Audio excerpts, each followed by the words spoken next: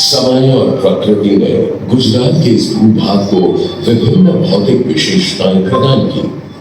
ऊंचे ये पहाड़, एक लंबी तटरेखा, दिनोधर के प्रसुप्त ज्वालामुखी, बड़े रण में चमचमाते नमक के मैदान, छोटे रण में ढिलाती हुई नदियां और कंडला तथा मुंद्रा के मैंग्रोव वन।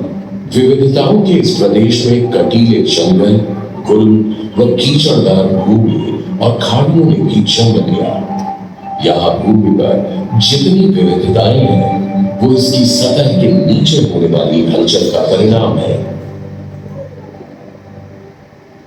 सक्रिय फॉल्ट लाइन और टेक्टोनिक प्लेट की गतिविधियां सतह के ऊपर निरंतर परिवर्तन कर उसे नवीन रूप देती रहती है। गुजरात ने सब झेला है। 1600 किलोमीटर लंबी यह तटरेखा भारत की सबसे लंबी तटरेखा है।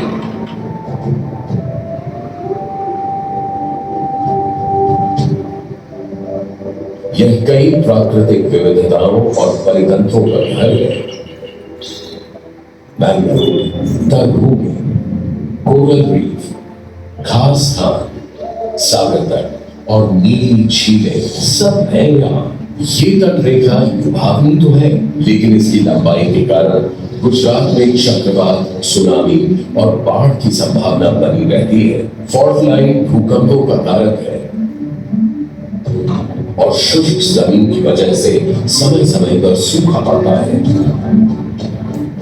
लंबी तटरेखा और वायु दबाव में आने वाले अंतर के कारण चक्रवात आते हैं, जिनके दो स्पष्ट मौसम है यहाँ। पिछले 100 सालों में इस प्रदेश में 130 से भी ज्यादा चक्रवात आए हैं, जिन्होंने राज्य में तबाही मचा दी।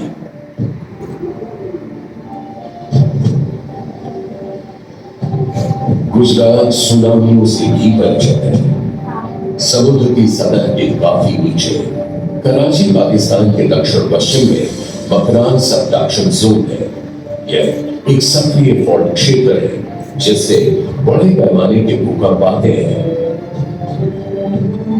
जो विनाशकारी सुनामी का कारण बनते हैं। इससे 12 मीटर तक ऊंची लहरें पैदा होती हैं। ऐसी ही लहरें कांडला बंदरगाह पर 1945 में टकराई थी।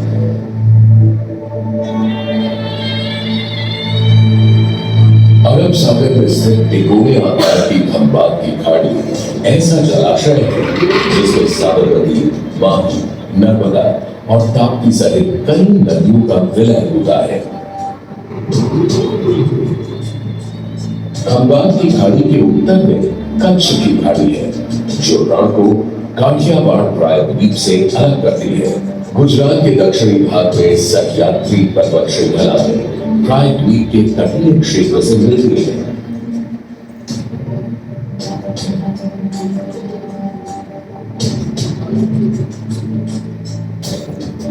जिससे क्षेत्र में घने हरे वर्षावन बन रहे हैं। बारिशों के कारण जमीन उपजाऊ तो हो गई है, किंतु इस वजह से निरंतर बाढ़ आती रहती है।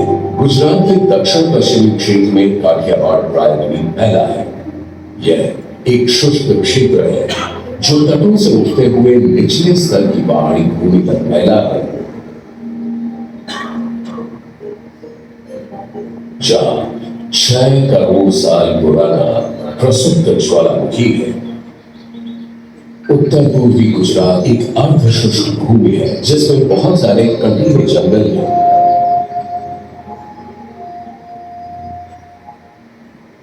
यहाँ पर वर्षा बहुत ही कम और अनिश्चित ढंग से होती है और लगातार सूखा पड़ता है। इस राज्य की सबसे बड़ी चुनौतियों में से एक है सन 1990 से आज तक खाने और पानी की कमी ने राज्य को 30 बार त्रस्त किया है। कच्छ उत्तरी गुजरात के सूखे मैदानी क्षेत्रों के बिल्कुल बगल में है।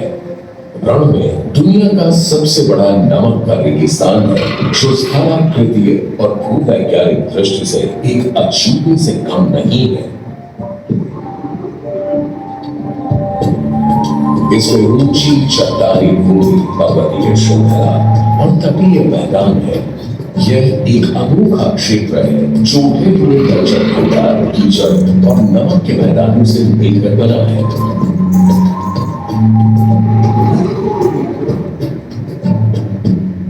और अब यह बहुत से वन्य जीवों जैसे भारतीय जंगली गधा, बन्नी भैंस और चिंकारा का घर है। रण के ये विशाल नमक के मैदान बाढ़ में कच्छ जिले को एक छोटे द्वीप में परिवर्तित कर देते हैं।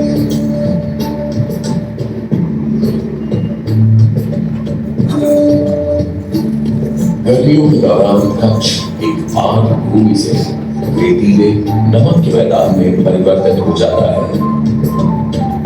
इस क्षेत्र में भूकंप का आना बहुत आम बात है। साथ ही साथ जामनगर, राजकोट, पाटन और बनासकांठा ये स्थिति बनी रहती है।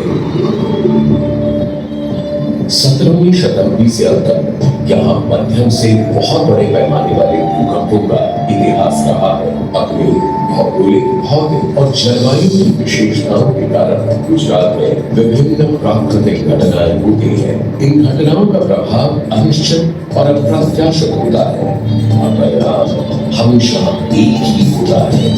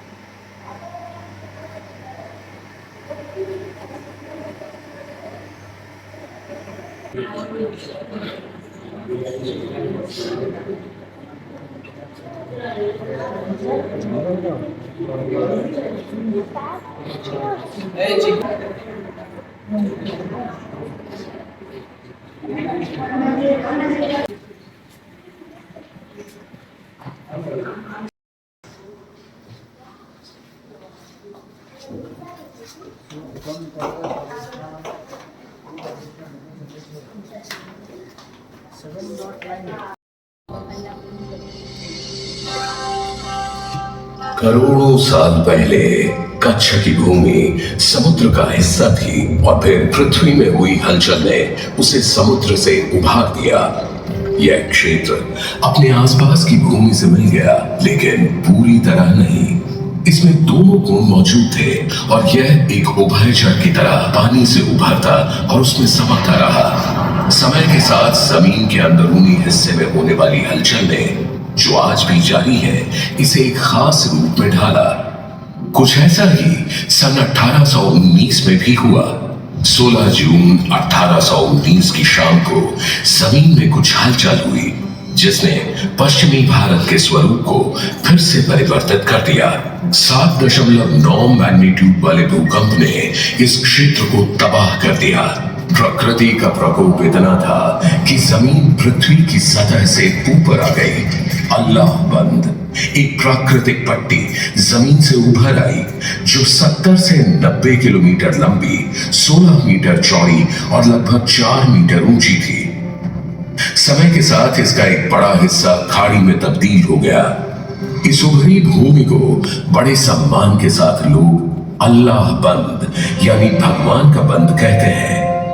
आज इसका ज्यादातर हिस्सा भारत में और थोड़ा सा पाकिस्तान में है। इस भूकंप ने इस इलाके को हमेशा के लिए बदल दिया। नदी पर बांध बन गया और यह क्षेत्र रेगिस्तान में परिवर्तित हो गया। कच्छ के रण का आज जो रूप है, एक बंजर नमकीन रेगिस्तान, वह इस भूकंप के कारण ही है। सिंधु की सबसे पूर्वी जलधारा नारा नदी ने अपना रास्ता बदला और पश्चिम दिशा की तरफ मुड़ गई, जिसकी वजह से यहां से पानी, नदियों के रास्ते होने वाला व्यापार और वो सब कुछ चला गया जो यहां जिंदगी का आधार था। अल्लाह बंद के दक्षिण में जो ताजे पानी की भूमि थी वो लगभग 6 मीटर धंस गई, जिससे एक बड़ी खारे पानी वाली झील सिंदरी झील बनी। सन 1819 में कप्तान जेम्स मैकमर्डो कच्छ में ही तैनात थे और उन्होंने अपनी डायरी में उस रात की सभी घटनाएं दर्ज की। घबराहट और भय उत्पन्न करने वाली गहरी आवाजें, तबाही की सूचना देता धरती का कंपन, इमारतों का विध्वंस, बेचैनी और दहशत, एक बयान न की जा सकने वाली भयावह सनसनी। भौगोलिक रूप से यह भूकंप सर्व भूकंपीय सतह विरूपण का प्रमाण था। इंट्राप्लेट कच्छ रिफ्ट बेसिन में क्रस्टल के निरंतर सिकुड़ने और दबाव का सबूत। एक विशाल प्राकृतिक आपदा, इस भूकंप ने हजारों लोगों को मौत के घाट उतार दिया, भुज और कई शहरों को तबाह बर्बाद कर दिया। अहमदाबाद की जमी मस्जिद की मीनारें ढह गईं, अंजार, सिंदरी और लखपत के किले भी नष्ट हो गए। इस भूकंप ने लोगों की बस्तियों, जलमार्गों और प्रशासनिक केंद्रों को भी प्रभावित किया। उपजाऊ जमीनों में समुद्र का खारा पानी भर गया और भूकंप के पश्चात झटके महीनों तक आते रहे। भौगोलिक कारणों से बनने के 200 साल बाद भी अल्लाह बंद दृढ़ता से खड़ा है, अपरदन से अप्रभावित और अपने बनाए भू क्षेत्र पर प्रभुत्व रखता। हालांकि नए अध्ययनों के अनुसार कहा जा रहा है कि अल्लाह बंद के सबसे ऊंचे हिस्से से संपूर्ण रैखिक टीले के अपरदन का पता लगता है। यह इस सत्य की भी पुष्टि करता है कि मनुष्य और प्रकृति अपनी यात्रा में इन बदलावों को अपनाते हैं और उनके साथ साथ बदलते और विकसित होते हैं।